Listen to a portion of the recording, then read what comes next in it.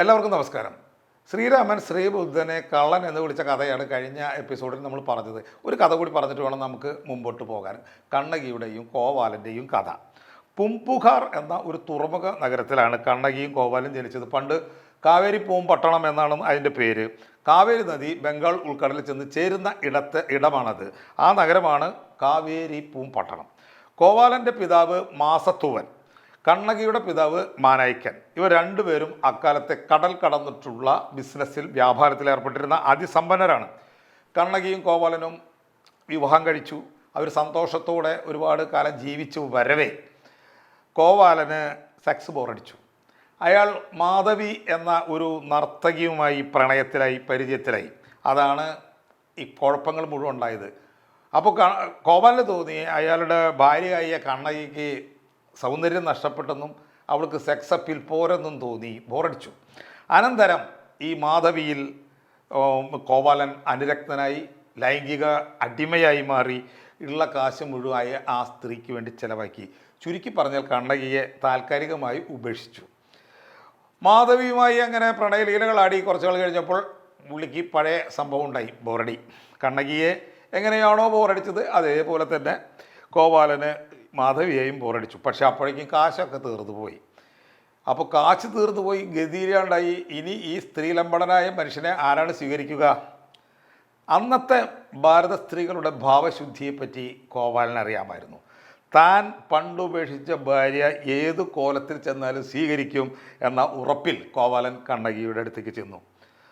ഗോപാലൻ ഉദ്ദേശിച്ച അതേ സെറ്റിംഗ് തന്നെയാണ് ഈ കണ്ണകിയിൽ സെറ്റ് ചെയ്ത് വെച്ചിട്ടുള്ളത്. അതുകൊണ്ട് കണ്ണകി അയാളെ സ്വീകരിച്ചു. കരച്ചിലും പിഴിച്ചലും ചുംബനവും കോമഡിയും ഒക്കെ ആയിട്ട് കഴിഞ്ഞു. പക്ഷേ പഴയ പോലെ ജീവിതം നമുക്ക് തുടങ്ങണമെങ്കിൽ ക്യാഷ് വേണ്ടേ? പണമില്ല. ഹോൾസെയിലായി പണം മുഴുവൻ ഇയാൾ മാധവിക്ക് കൊടുത്തു കഴിഞ്ഞു. ഇനി എന്തു ചെയ്യും? കോവാലൻ ബിഗ് സീറോ ആയ നിലയ്ക്ക് കണ്ണകിയുടെ കയ്യിൽ ആകെ ഉള്ള ഒരു സംഭവം എടുത്ത് വിൽക്കാൻ തീരുമാനിച്ചു. മാണിക്യ കല്ലുകൾ നിറച്ച ഒരു ജോഡി ചിലമ്പ്. പക്ഷെ അത് വിൽക്കണമെങ്കിൽ ഇവിടെ പറ്റില്ല. മധുര നഗരത്തിൽ പോകണം. അവിടെയാണ് രാജാവിൻ്റെ കൊട്ടാരമൊക്കെ ഉള്ളത്. അവിടെ പോയിട്ട് അവിടെ ചെന്ന് തട്ടാനെ കണ്ടുപിടിച്ച് വിൽക്കണം എന്ന് വിചാരിച്ച് ഇവർ മധുര നഗരത്തിലേക്ക് പോയി. നഗരത്തിൻ്റെ അടുത്തുള്ള ഒരു ഇടയസ്ത്രീയുടെ മാധരി എന്ന ഒരു ഇടയസ്ത്രീയുടെ വീട്ടിൽ ചെന്ന് അവിടെ കൂടി. അന്ന് തന്നെ ഈ ഒരു ചിലമ്പുകളിൽ ഒരെണ്ണം എടുത്തിട്ട് കണ്ണകി കോവാലിനോട് പറഞ്ഞു, വേഗം ഒരു തട്ടാൻ്റെ കണ്ടുപിടിച്ച് അത് തട്ടാൻ്റെ അടുത്ത് കൊണ്ടുപോയി വിറ്റിട്ട് വരൂ. അപ്പോൾ കോവാലൻ തട്ടാൻ്റെ അടുത്തേക്ക് ചെല്ലുന്ന സമയത്ത് ഈ പ്രമുഖ തട്ടാൻ ഒരു പുലിവായിൽപ്പെട്ട് കിടക്കുകയായിരുന്നു. പുള്ളി ജസ്റ്റ് സാമ്പത്തിക പ്രതിസന്ധി ഒന്ന് അഡ്ജസ്റ്റ് ചെയ്യുന്നതിന് വേണ്ടി രാജ്ഞിയുടെ ഒരു ചിലമ്പെടുത്ത് വിറ്റ നേരമാണ്. അപ്പോൾ ഈ തിരുമറി രാജകൊട്ടാരത്തിൽ അപ്പോൾ അന്വേഷിക്കുകയാണ്, ആരാണ് കള്ളൻ എന്ന് അന്വേഷിച്ചുകൊണ്ടിരിക്കുന്ന സമയത്താണ്, കൃത്യസമയത്താണ് ഈ സാധു മനുഷ്യൻ കോവാലൻ ചെന്ന് ഈ നമ്മുടെ തട്ടാൻ്റെ അടുത്ത് ഈ ചിലമ്പും കൊണ്ട് ചെല്ലുന്നത്. അപ്പോൾ ഈ ചിലമ്പ് കണ്ടപ്പോൾ പുള്ളിക്ക് മനസ്സിലായി ഇത് നമ്മുടെ രാജ്ഞിയുടെ ചിലമ്പുമായി ചെറിയ ചേർച്ചയുണ്ട്. ഒരു ഐഡിയ പുള്ളിക്ക് തോന്നി. നീ കുറച്ച് നേരം ഇടിയിരി എന്നും പറഞ്ഞ് തട്ടാൻ നമ്മുടെ കോവാലിനെ അവിടെ പിടിച്ചിരുത്തിയിട്ട് നേരെ രാജകൊട്ടാരത്തിൽ പോയിട്ട് രാജാവിനോട് പറഞ്ഞു, രാജ്ഞിയുടെ ചിലമ്പ് കട്ടവനെ ഞാൻ ചിലമ്പോടടക്കം അവിടെ പിടിച്ചിരുത്തിയിട്ടുണ്ട്, ചിലമ്പും അവിടെ ഞാൻ സൂക്ഷിച്ചിട്ടുണ്ട്. രാജാവ് അപ്പോൾ തന്നെ, രാജാക്കന്മാർ പൊതുവെ കോപിഷ്ഠരാണല്ലോ, അപ്പോൾ അവർ ക്രൂദ്ധ സ്വരത്തിൽ ആ പുള്ളി ആജ്ഞാപിച്ചു, ആ ചിലമ്പ് ഇങ്ങോട്ടെടുത്തോ, അവനെ സ്പോട്ടിൽ തട്ടിയേക്കോളം പറഞ്ഞു. ഇങ്ങനെയല്ല ശരിക്കും പറയുന്നത്, കള്ളൻ്റെ കയ്യിൽ ചിലമ്പ് കണ്ടാൽ അവനെ കൊന്ന് ചിലമ്പും കൊണ്ടുവരിക, ഇതാണ് പറഞ്ഞത്. അതായത് വിചാരണ നടത്താനോ കോവാലൻ്റെ ഭാഗം കേൾക്കാനോ ഒന്നുള്ള സമയം രാജാവിനുണ്ടായില്ല. തട്ടാൻ കാണിച്ചു കൊടുത്തു. കോവാലനെ രാജഭടന്മാർ തട്ടി. ഇതാണ് തട്ടാൻ തട്ടി എന്ന് നമ്മൾ പറയുന്നത്.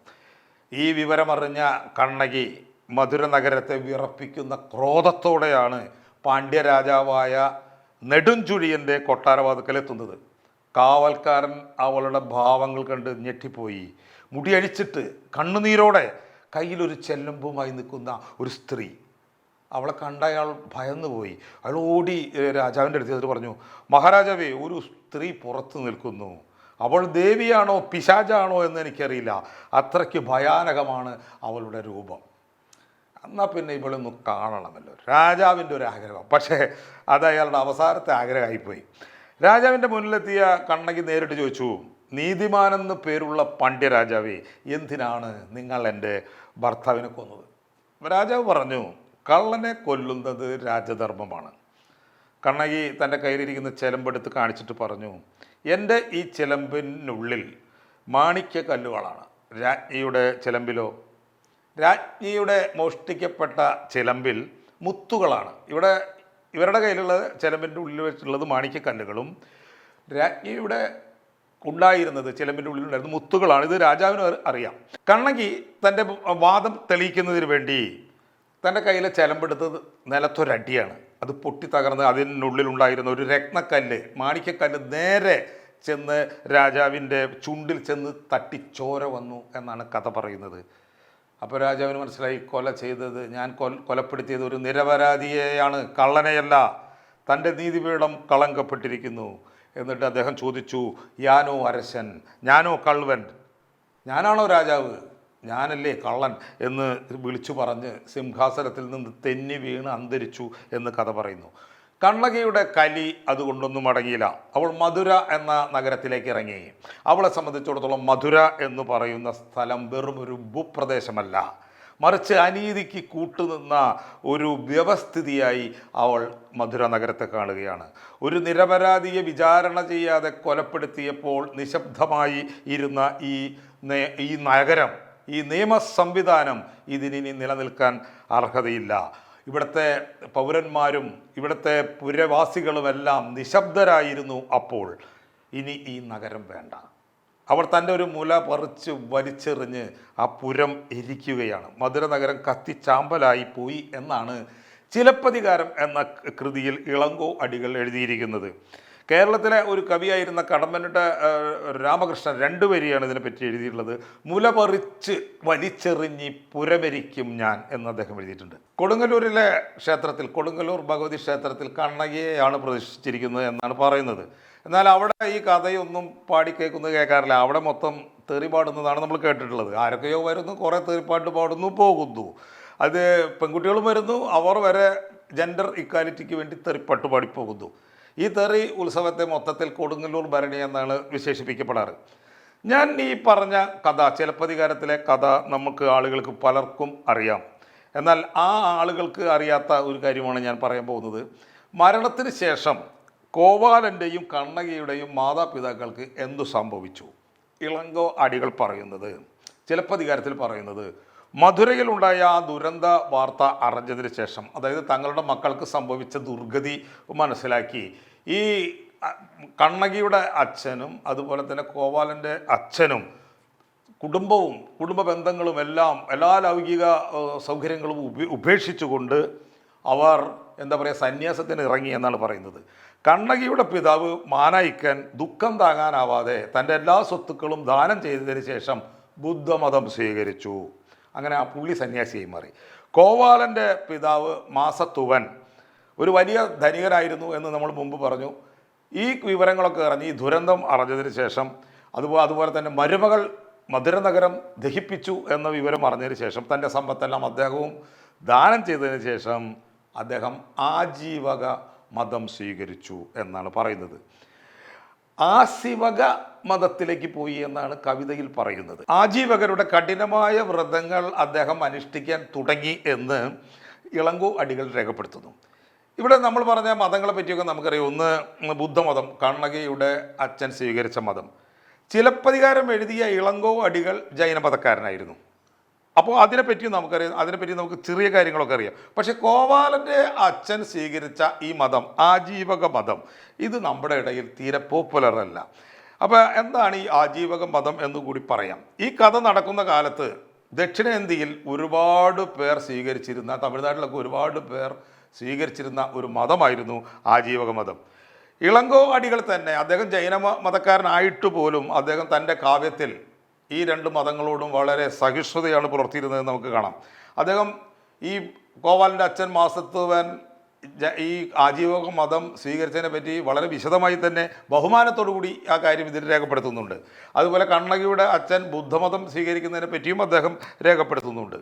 അപ്പോൾ എന്നാണ് ഈ ഇളങ്കോ അടികൾ ഈ കവിത ചിലപ്പതികാരം രചിക്കുന്നത് എന്ന് വെച്ചാൽ ക്രിസ്തുവിന് ശേഷം 2-ാം നൂറ്റാണ്ടിനും 5-ാം നൂറ്റാണ്ടിനും ഇടയ്ക്കുള്ള ഏതോ കാലത്താണ്. അപ്പോൾ ഒരു 1700 വർഷം മുമ്പുള്ള സംഭവമാണ്.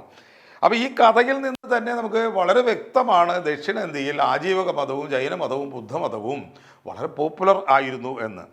നമ്മൾ ഇനി പറയാനുള്ളത്, അതായത് കുറച്ചുകൂടി കാര്യങ്ങൾ സൂചിപ്പിക്കാനുള്ളത് ആജീവക മതത്തെപ്പറ്റി തന്നെയാണ്. ആജീവക മതവും നമ്മൾ മുമ്പ് പറഞ്ഞതുപോലെ ജൈനമതത്തെ പോലെ ബുദ്ധമതത്തെ പോലെ വേദങ്ങളെയും വേദസാഹിത്യകാരന്മാരെയും ബ്രാഹ്മണരെയും നിഷേധിച്ച മതമായിരുന്നു. ഈ മതവും ഉണ്ടാകുന്നത് ജൈനമതം ഉണ്ടായ കാലത്ത് തന്നെയാണ്. ജൈനമതത്തോടൊപ്പമാണ്, കൃത്യമായി പറഞ്ഞാൽ ജൈനമതത്തിൻ്റെ സ്ഥാപകനായിരുന്ന മഹാവീരൻ്റെ വലങ്കയായിരുന്നു ഈ ആജീവക മതം സ്ഥാപിച്ച മഖലി ഗോശാല. ഇവർ തമ്മിൽ ആശയപരമായി തെറ്റുകയാണ് പിന്നീടുണ്ടായത്. എന്ത് പറഞ്ഞാൽ ഇവർ തെറ്റിയത് എന്ന് പറഞ്ഞാൽ, നമ്മൾ നാട്ടുകാരൊക്കെ എങ്ങനെ എന്ത് കാര്യങ്ങൾക്കൊക്കെയാണ് തെറ്റുന്നത് അതുപോലത്തെ കാര്യങ്ങളല്ല അവർ തെറ്റിയത്. ജൈനമതം പറയുന്നത് മനുഷ്യൻ്റെ കർമ്മത്തിന് ഫലമുണ്ട് എന്നാണ്. നിങ്ങൾക്ക് പ്രവൃത്തികളിലൂടെയും അതുപോലെ തന്നെ കഠിനമായ തപസ്സിലൂടെയും നിങ്ങളുടെ വിധി മാറ്റാൻ പറ്റും.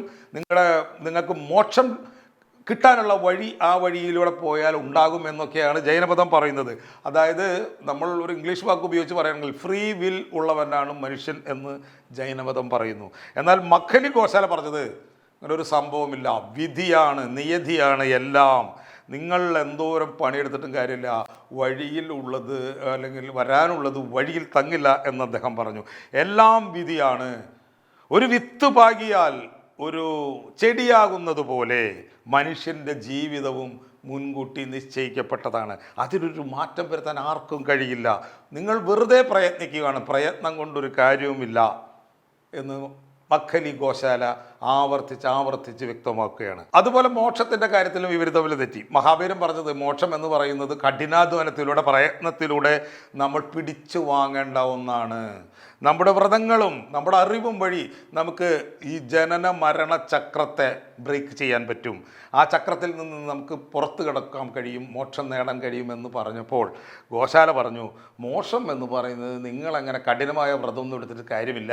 അത് നിങ്ങൾക്ക് വരാനുള്ളത് വഴി തങ്ങില്ല, അത് നിങ്ങൾക്ക് ഇത്തിരി വൈകിയായാലും കിട്ടും. അതിനു വേണ്ടി പ്രയത്നിക്കേണ്ട. ഒരു നൂൽപന്ത് നമ്മൾ മുകളിൽ നിന്ന് താഴേക്ക് ഉരുട്ടി വീഴുമ്പോൾ അത് ആ നൂല് തീരുന്നത് വരെ നീർന്ന് തീരുന്നത് വരെ അത് ഓടും, പിന്നെ അവിടെ നിൽക്കും. അതുപോലെ ഈ ആത്മാവ് ഒരു നിശ്ചിത എണ്ണം ജന്മം എടുത്തു കഴിഞ്ഞാൽ ഒരാൾക്ക് മുക്തി ലഭിക്കും. അതിൻ്റെ ഒരു വിധിയാണ്. അതിൻ്റെ വിധിയായ സമയത്ത് നിങ്ങൾക്ക് മുക്തി കിട്ടും, അല്ലാതെ അത് നിങ്ങൾക്ക് നേരെയാക്കാനൊന്നും പറ്റില്ല. അപ്പോൾ രണ്ടാളുടെ മോക്ഷം അതുപോലെ തന്നെ കർമ്മം, ഈ രണ്ട് കേസുകളിലും ഇവർ തമ്മിൽ ഭയങ്കര വഴക്കായതിൻ്റെ പേരിൽ രണ്ടുപേരും അടിച്ചു പിരിഞ്ഞു. വിധിയാണ് എല്ലാം നിശ്ചയിക്കുന്നത് എന്ന ആശയവുമായി പിന്നീട് ഈ മഖലി ഗോശാല തുടങ്ങി വെച്ച മതമാണ് ആജീവക മതം. ഇതിന് എത്രമാത്രം ദക്ഷിണേന്ത്യയിൽ നമ്മുടെ നാട്ടിലൊക്കെ സ്വാധീനം ഉണ്ടായിരുന്നു എന്ന് ചോദിച്ചാൽ, നമ്മുടെ ഉള്ളിലൊക്കെ വിധിവിശ്വാസം എത്രയുണ്ട് എന്ന് നമ്മൾ അളന്നാൽ മതി. നിങ്ങൾക്ക് ഇന്ന് വിധിയിൽ അല്പമെങ്കിലും വിശ്വാസമുണ്ടെങ്കിൽ അത് നമുക്ക് തന്നുപോയത് ഈ മതമാണ്. അവരുടെ ഈ ഐഡിയ മാത്രം നമ്മൾ എടുത്തു, പക്ഷേ അവർ പിന്നീട് ഏതൊക്കെയോ മതങ്ങളിൽ ലയിച്ചു ചേർന്നു. അതാണ് ഉണ്ടായുള്ളത്. ഇന്ന് ആ മതമില്ല. വടക്കേ ഇന്ത്യയിലായിരുന്നു ഈ മതം ഫുൾ സ്ക്രീനിൽ ഓടിക്കൊണ്ടിരുന്നത്. ജൈനമതത്തിൻ്റെയും ബുദ്ധമതത്തിൻ്റെയും അത്രയ്ക്കും പ്രചാരം തന്നെ ഈ ആജീവക മതത്തിനുണ്ടായിരുന്നു. നമ്മൾ ഇന്ത്യയിലെ ഏറ്റവും ആദ്യത്തെ സാമ്രാജ്യത്തെപ്പറ്റി നമ്മൾ കേട്ടിട്ടുണ്ടാവും, ചന്ദ്രഗുപ്ത മൗര്യൻ. അദ്ദേഹത്തിൻ്റെ മകൻ ബിന്ദുസാരൻ ഈ മതത്തെ സ്പോൺസർ ചെയ്തു. ബിന്ദുസാരൻ്റെ മകനായിരുന്ന അശോകനും ഈ മതത്തെ സപ്പോർട്ട് ചെയ്തിട്ടുണ്ട്. അദ്ദേഹം കലിംഗ യുദ്ധത്തിന് ശേഷം ബുദ്ധമതത്തിലേക്ക് പോയ കാര്യം നമുക്കറിയാം. പക്ഷേ എന്നിട്ടും ആജീവകരോട് അശോകൻ വളരെയധികം ആദരവ് കാണിച്ചുള്ളതായി ചരിത്രം പറയുന്നു. എന്നിട്ടും അശോകന് ശേഷം പിന്നീട് ഈ മതം, ഈ ആജീവക മതം പുറകോട്ട് പോകുന്നതാണ്, സ്വാധീനം കുറയുന്നതാണ് നമ്മൾക്ക് കാണാൻ കഴിയുന്നത്. അതിൻ്റെ പ്രധാനപ്പെട്ട കാരണം പിന്നീട് വരുന്ന അധികം രാജാക്കന്മാരും ബുദ്ധമതത്തിന് കൂടുതൽ പ്രാധാന്യം കൊടുത്തു. പണത്തിൻ്റെ സൗകര്യമില്ലെങ്കിൽ ഒരു മതവും അധികകാലം നിലനിൽക്കുകയില്ല എന്ന് നമ്മൾ മനസ്സിലാക്കണം. പിന്നെ ഈ ആജീവകന്മാരുടെ ഈ നെഗറ്റിവിറ്റി, ദർശനത്തിലെ ഫിലോസഫിക്കലായിട്ടുള്ളൊരു നെഗറ്റിവിറ്റി ഉണ്ട്. അത് നമുക്ക് ചിന്തിക്കുമ്പോൾ തന്നെ മനസ്സിലാവും. എല്ലാം എന്താ പറയുക, എല്ലാം വിധിയാണ്, നിങ്ങൾ പ്രയത്നിച്ചിട്ട് കാര്യമില്ല എന്ന ചിന്താഗതി ഏത് ജനങ്ങൾക്കായാലും ബോറടിക്കും. സംഭവിച്ചാലും നല്ലത്, സംഭവിച്ചില്ലെങ്കിലും നല്ലത്, ഇനി സംഭവിക്കാൻ പോകുന്നു നല്ലത്, ഒക്കെ വിധിയാണ്. ഇത്തരം ചിന്തകൾ ജനങ്ങളെ ഒരുപാട് കാലം പിടിച്ചു നിർത്തുന്നതിൽ വിജയിക്കുകയില്ല. അങ്ങനെയാണ് ഈ ആജീവക മതം വടക്കേ ഇന്ത്യയിൽ നിന്ന് അപ്രത്യക്ഷമാകുന്നതും നേരെ തെക്കോട്ട് അതായത് തമിഴ്നാട് പോലുള്ള ഭാഗങ്ങളിലേക്ക്, അന്നത്തെ തമിഴ്നാട് എന്ന് പറഞ്ഞാൽ കേരള അടക്കമുള്ള സ്ഥലങ്ങളെയാണ് നമ്മൾ പറയുന്നത്. അതുപോലെ അവരുടെ ഒരു വല്ലാത്തൊരു നെഗറ്റിവിറ്റി എന്ന് പറയുന്ന സാധനം, അവർക്ക് പുണ്യഗ്രന്ഥങ്ങളുടെ അഭാവം. പുണ്യഗ്രന്ഥങ്ങൾ നമുക്കിതുവരെ അവരുടെ കണ്ടെടുക്കാൻ കഴിഞ്ഞിട്ടില്ല. ആജീവകർ സ്വന്തമായി ഗ്രന്ഥങ്ങൾ ഉൽപ്പാദിപ്പിച്ചിട്ടില്ല എന്ന് തന്നെയാണ് നമ്മൾ മനസ്സിലാക്കേണ്ടത്. ഏതെങ്കിലും ഒരു പ്രവാചകന് ബോധോദയമോ അരുളപ്പാടോ ഉണ്ടായി എന്നും പറഞ്ഞ് അവരുടെ ശിഷ്യന്മാരോ സമകാലികരോ എഴുതി വെച്ച ഗ്രന്ഥങ്ങൾ വേണം, അനുഭവ സാക്ഷ്യങ്ങൾ വേണം. എങ്കിൽ മാത്രമേ ഒരു മതം നിലനിൽക്കൂ. അങ്ങനെ ഇല്ലാത്ത ഒരു മതം നിലനിൽക്കണമെങ്കിൽ ഇച്ചിരി ബുദ്ധിമുട്ടാണ്. അപ്പോൾ ആജീവികരെക്കുറിച്ച് നമ്മൾ എങ്ങനെയാണ് മനസ്സിലാക്കുന്നത്? അവർക്ക് ഗ്രന്ഥമില്ലാതിരുന്നിട്ടും അവരെ പറ്റി കുറ്റം പറയാൻ വേണ്ടി അവരുടെ ശത്രുക്കളായ ബുദ്ധ ജൈന സന്യാസിമാരുടെ അവരുടെ ഗ്രന്ഥങ്ങളിൽ നിന്നാണ് നമ്മൾ അവരെ പറ്റി മനസ്സിലാക്കുന്നത്.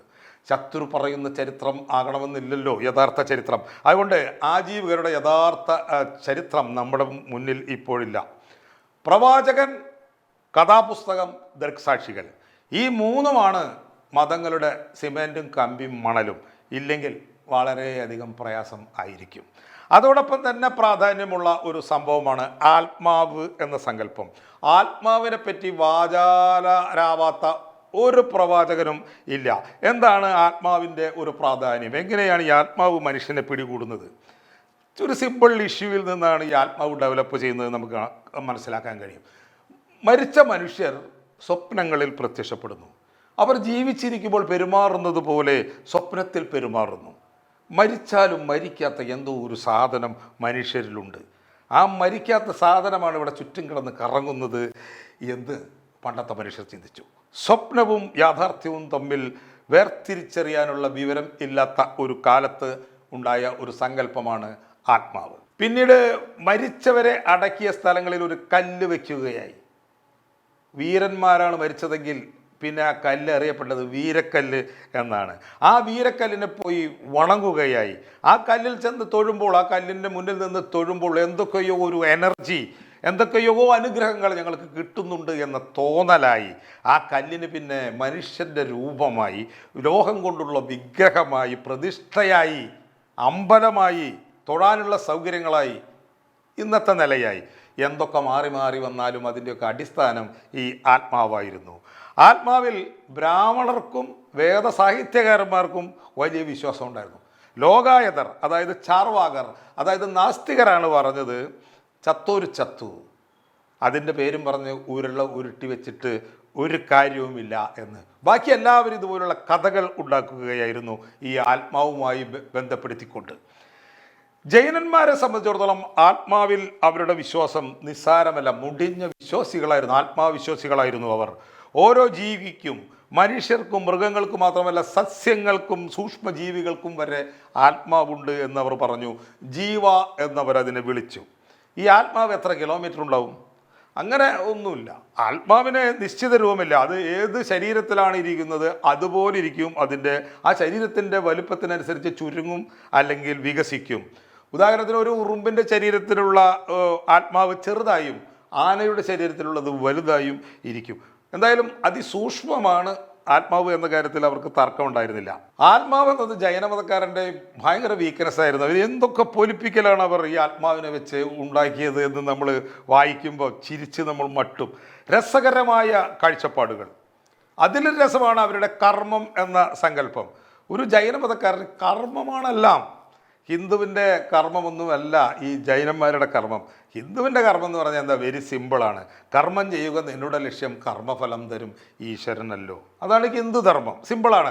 നിങ്ങൾ കർമ്മം ചെയ്യുക. വൈകുന്നേരം ആകുമ്പോൾ മുതലാളി ബംഗാളിക്ക് കൂലി കൊടുക്കുന്നത് പോലെ മൊത്തം ചെയ്ത കർമ്മങ്ങളുടെ കണക്കെടുത്ത് നിങ്ങൾക്ക് പ്രതിഫലം തരും. ഹിന്ദുവിൻ്റെ ഈ ധാരണ വളരെ സിമ്പിളാണ്.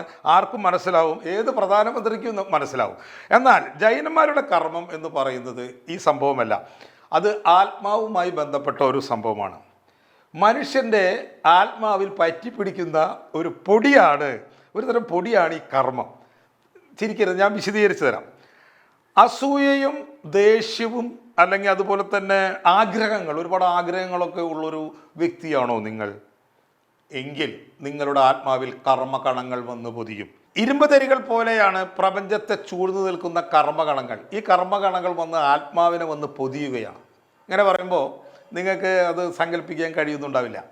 അങ്ങനെ സങ്കല്പിക്കാൻ കഴിയുന്നില്ലെങ്കിൽ നിങ്ങളൊരു സ്ട്രീറ്റ് ലൈറ്റിൽ പൊടിപടലങ്ങൾ വന്ന് പൊതിയുന്നത് സങ്കല്പിക്കൂ. ആ ആത്മാവിൽ നിന്ന് പിന്നെ ഒരു വെളിച്ചവും പുറത്തേക്ക് പോവുകയില്ല. ഇപ്പോൾ മനസ്സിലായി കാണുമെന്ന് കരുതുന്നു. ഇനി നമ്മൾ അതിപ്രധാനമായ ജൈനന്മാരുടെ ഒരു വീണ്ടും രസകരമായ ഒരു ചോദ്യമുണ്ട്. ആത്മാവ് ഡ്രൈ ആണോ വെറ്റാണോ? ആത്മാവ് ഉണങ്ങി മൊരിഞ്ഞാണോ ഇരിക്കുന്നത്, നനഞ്ഞാണോ ഇരിക്കുന്നത്? ആത്മാവ് ഉണങ്ങി മൊരിഞ്ഞാണ് ഇരിക്കുന്നതെങ്കിൽ വളരെ കാര്യങ്ങൾ എളുപ്പമാണ്. നമുക്കത് ഊതിക്കളയാമായിരുന്നു. ഈ കർമ്മഗണങ്ങളെ ഊതിത്തെറിപ്പിക്കാമായിരുന്നു, അല്ലെങ്കിൽ ഒരു ഫാനിട്ട് നമുക്ക് പറപ്പിക്കാമായിരുന്നു.